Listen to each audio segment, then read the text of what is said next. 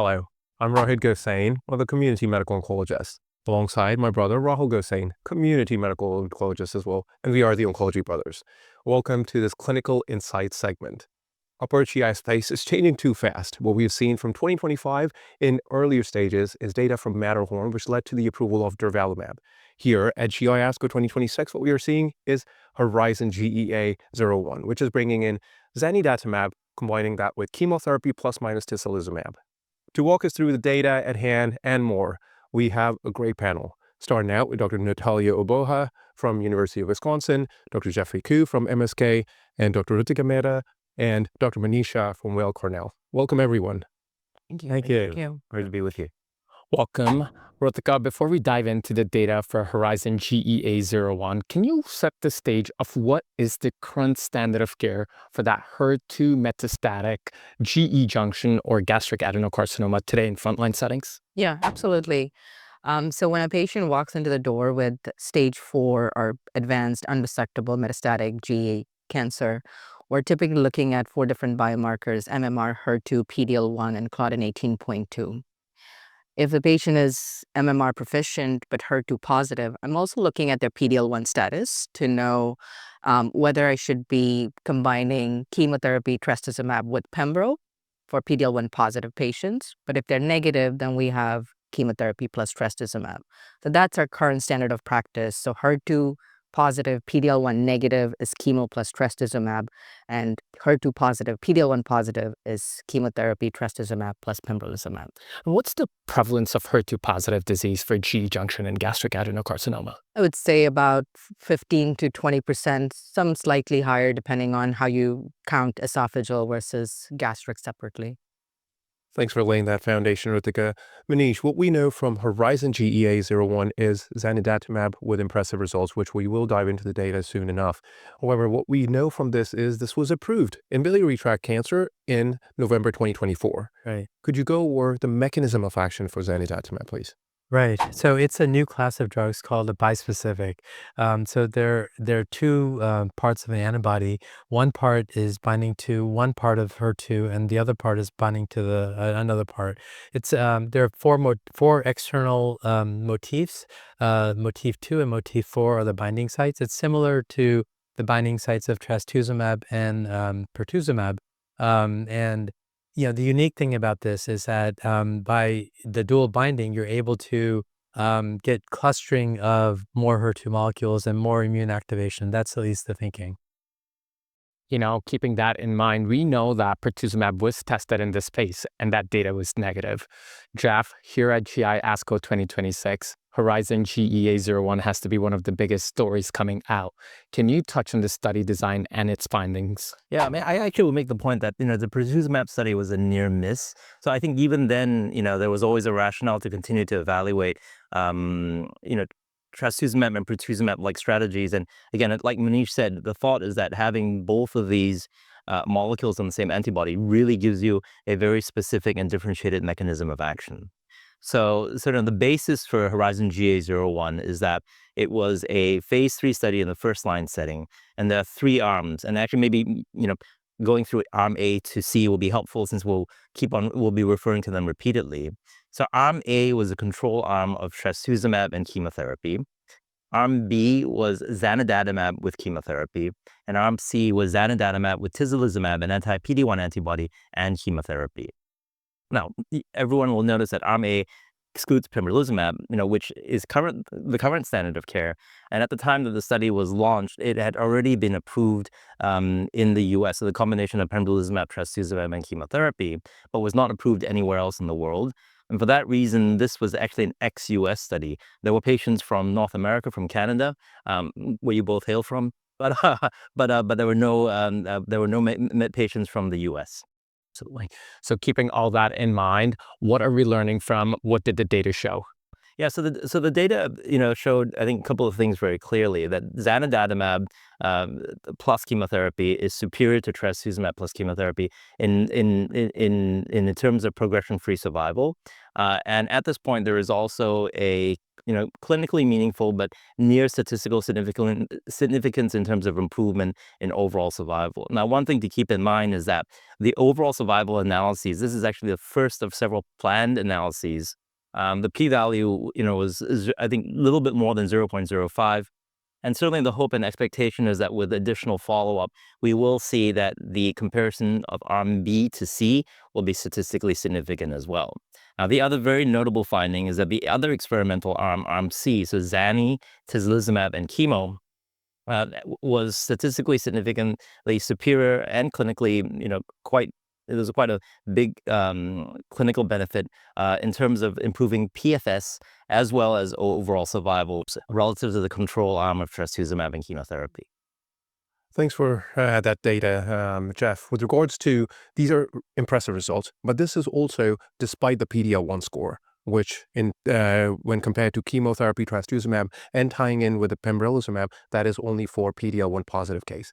Nataliya, with that standard of care in mind, which is chemotherapy, pembrolizumab, and trastuzumab, now tying in the data that we are having from HERIZON-GEA-01, how are you going to pick on approval one over the other? Thanks for asking me the hardest. Well, first of all, the data looked great. I think Zanidatamab is way more active than trastuzumab. There is no question that should replace trastuzumab in standard practice. You're right. There was not a direct between our current standard of care, which is KEYNOTE-811 regimen with pembrolizumab, and experimental arms in the study. Then being said, though, with trastuzumab being less active than the new bispecific anti-HER2 antibody, Zanidatamab, and the separation of the curves that we have seen with the addition to Tislelizumab is hard to ignore. I think with time, when we actually start to compare arm C to arm B and see how much Tislelizumab in terms of efficacy with regards to PD-L1 status in those two cohorts, we will figure out whether everybody should get Tislelizumab or whether we should still only restrict it to those with PD-L1 positivity. But until that data comes out, I think every patient should get the experimental regimen once it's approved. Absolutely. Two things to keep in mind, even with pembrolizumab, the KEYNOTE-811, the benefit from immunotherapy is modest. And we were chit-chatting about this as well. Majority of the HER2 positive patients are usually not PD-L1 positive. Is that correct? No, it's quite the opposite. So the majority are PD-L1. Sorry, I take that back. Majority of the HER2 positive patients are PD-L1 positive. Coming back to you, Nataliya, in that HER2 positive, of course, plus minus immunotherapy, is because right now when I'm comparing the doublet to triplet, that looks favorable. Is everyone going to get doublet in your practice? Is Zanidatamab completely going to replace trastuzumab today? Yes, I think so. I think it's hard to ignore. We have overall survival that's so much longer than our standard of care. There has to be a reason why not to use Zanidatamab. Yeah. Whenever we're picking one over the other out in the clinic, one big question ends up being managing the side effects. Yeah. Rutika, when it comes to Zanidatamab, a big thing here is diarrhea. Can you touch on some of the common side effects that we're seeing with Zanidatamab, and importantly, some clinical pros in managing these side effects? Yeah, I think that's a great question. And that's, I think, been one of the criticism of the study is how are we going to be managing these side effects? So I think the top side effect that was pointed out during the presentation, and as we all have seen, is diarrhea. However, I have to just note that this trial was ex-US. 90% of patients got Capox as the chemotherapy backbone. We all know we've done capecitabine in our practice. Diarrhea is a common side effect. So there is definitely that contributing factor to the diarrhea that we're seeing. Standard prophylaxis was offered in the trial, which is a week long of loperamide 4 milligrams BID. I think when this does get approved and I put this into practice, my patients will be getting loperamide, but I'll also be following up with them towards that end of that 1 week with either my nurse calling the patient, asking them how their bowel movements are, and if they're still loose, then potentially extending that loperamide prophylaxis for even longer. Rutika, thanks for highlighting that. Can I push you a little more? Would you just do that for cycle 1, or would you consider that for every cycle rather? Though it'll depend how they're responding. Correct. But in general, because if they're on loperamide, they're not going to have diarrhea, at least for starting out. Right. So would you repeat that for every cycle? If their stools are not back to being their baseline, I probably would continue maybe not BID, maybe once a day, and kind of see how things go. But I'll be pretty liberal with the antidiarrheal prophylaxis. And I would presume, like with FOLFOX, we don't do 5-FU boluses for metastatic settings. And my gut feeling is that the incidence of diarrhea would be much lower. And Manish, in addition to all that, you brought up the point of 5-FU bolus not being utilized. Rutika, Manish, with regards to the diarrhea itself, we are seeing 5-FU can cause diarrhea despite that. Now you add Tislelizumab, which is immunotherapy, can cause diarrhea, and now Zanidatamab. Also tying in infusion-related reactions. Yeah. Clinical pearls around all this, sir. Yeah. So a couple points, and I think this is all absolutely correct. So they did a phase 1 study with FOLFOX and Zanidatamab, and Rutika is omniscient because they actually had to drop the bolus 5-FU to get the drug in safely to manage the diarrhea. The rate of grade 3 diarrhea, that's more than 7 times a day significant diarrhea, was around over 50% in their phase 1 until they instituted the prophylaxis, and it went down to about 20-25%, which is what they saw in the trial. So this was a case where what they learned in the phase 1 study actually was translated to a phase 3 study, which doesn't always happen, and it does happen successfully here.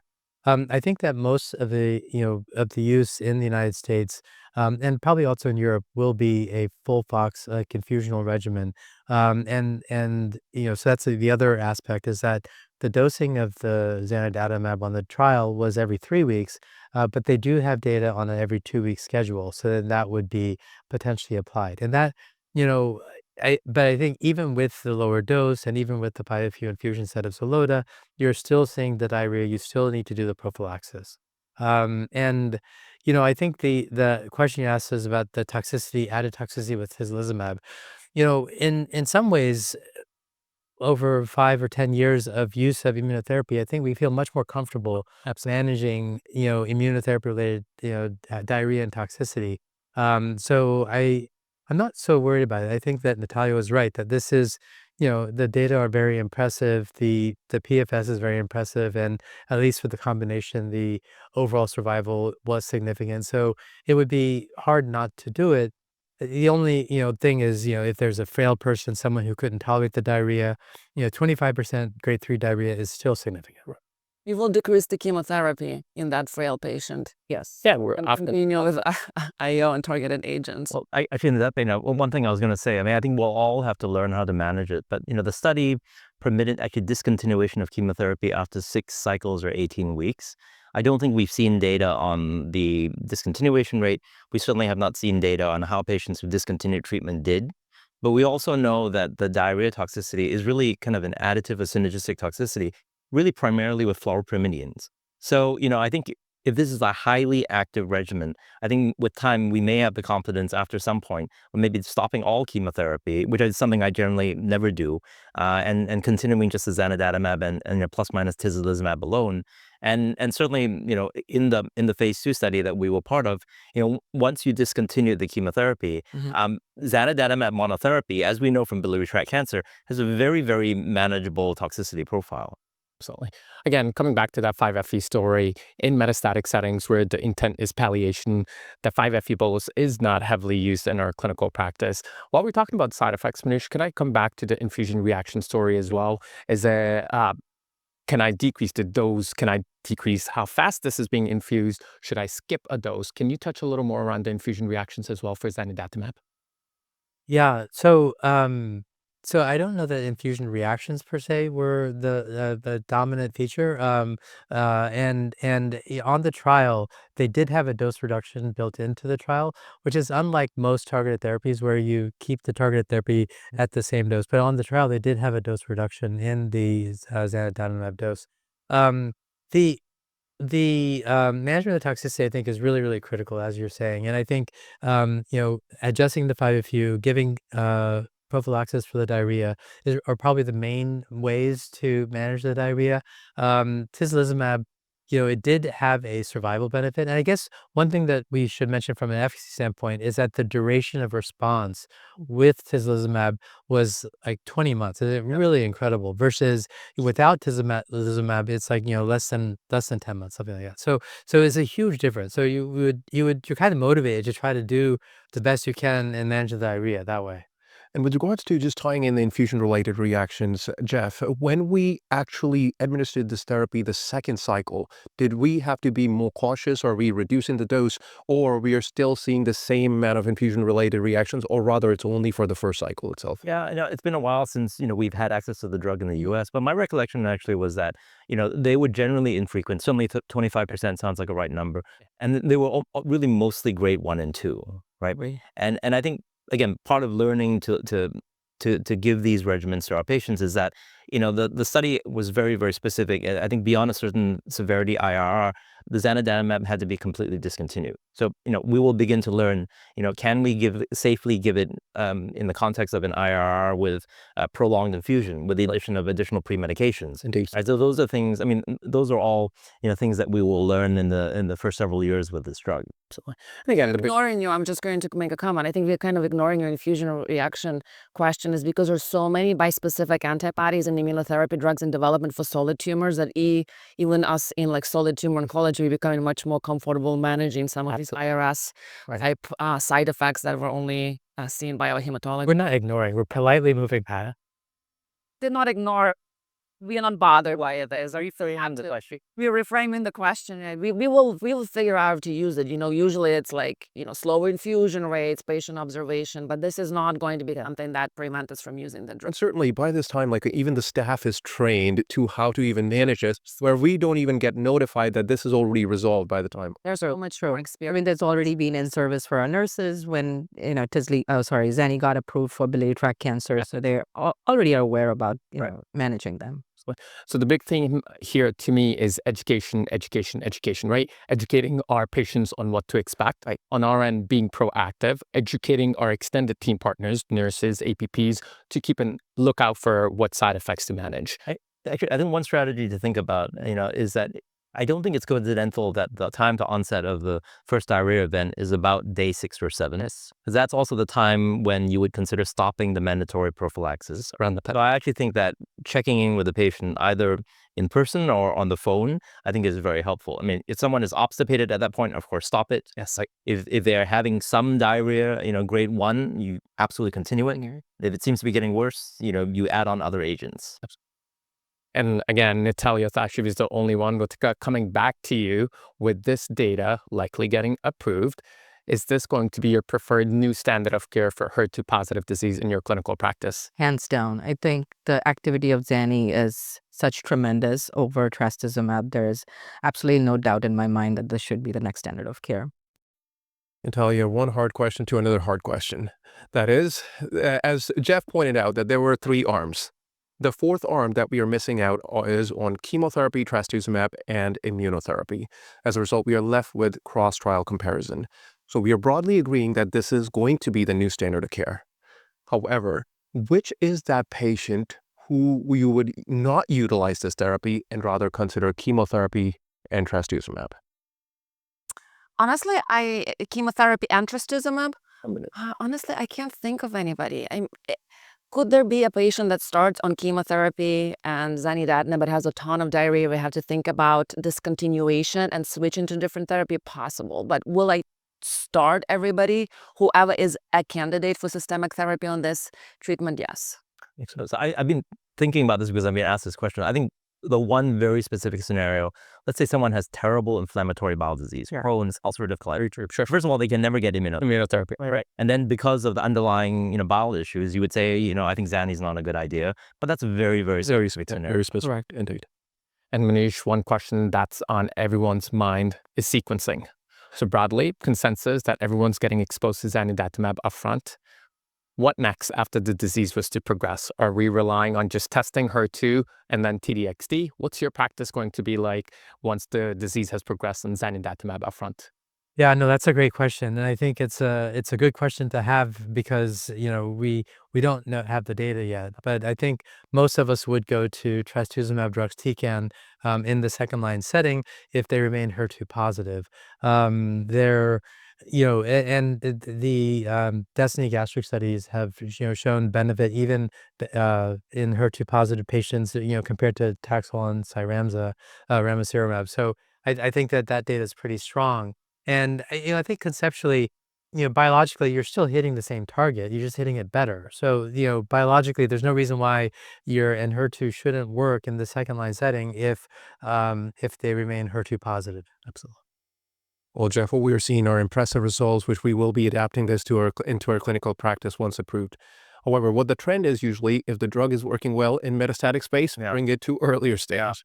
Any clinical trials that are ongoing for Zanidatamab in earlier stages? Yeah, no, that's actually a great question, and thanks for asking that. So, of course, I mean, that is the logical progression, and that's really the only place to go to try and, really further provide patient benefit. So, I'm part of the NRG cooperative group, and for several years now, we've been talking with Jazz. I mean, we were certainly hopeful that this would be a positive study, and I think that's something that's being clearly worked on. We have German colleagues, who are experts at giving HER2 therapy in the perioperative setting who are also interested, and I think we would love to be able to get an international effort off the ground because I think that patients are living longer in the metastatic setting, which is fantastic. But the ability to cure more patients in the locally advanced setting, I think that would be tremendous. Especially when we know it's such an active drug, so depriving that initially. Manish, we have covered quite a bit, sir. Yeah. Any clinical key takeaways from this conversation on HERIZON-GEA-01? Yeah, no, absolutely. So I think, did anyone mention education? No. No, it's really important. I mean, the diarrhea is really critical. This reminds me back, 20 years ago when we were using irinotecan and we didn't, maybe give it the right way. And then there were people that, particularly in the community had earlier deaths. So I think if we can manage the diarrhea better, that would be great. It's a terrific drug. In fact, if you look at the overall survival curve with Tisli, there is a flip in the first 6 months. And the company is looking into why that is. That was actually a question that during the podium presentation yesterday. They said it wasn't related to adverse events, but it's something that needs to be evaluated. So I think the take-home message for me is that Zanidatamab is better than trastuzumab. Tislelizumab probably adds a little bit to the HER2 blockade, and it's another drug in our armamentarium that will change practice. Indeed, something important to keep in mind. Education is going to be the key aspect. That's with staff as well as patients.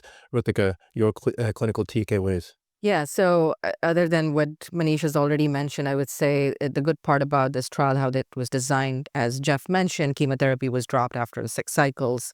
And Zani and Tisli, or Zani plus minus Tisli, was allowed to be continued until progression. So historically, we've seen in a lot of metastatic cancer trials where IO therapy stops after 2 years.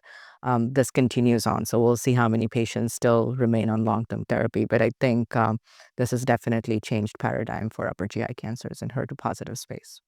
What exciting times here. We're seeing improved progression-free survival. We're seeing improved overall survival. When we're talking about hazard ratio, roughly around 0.65 here.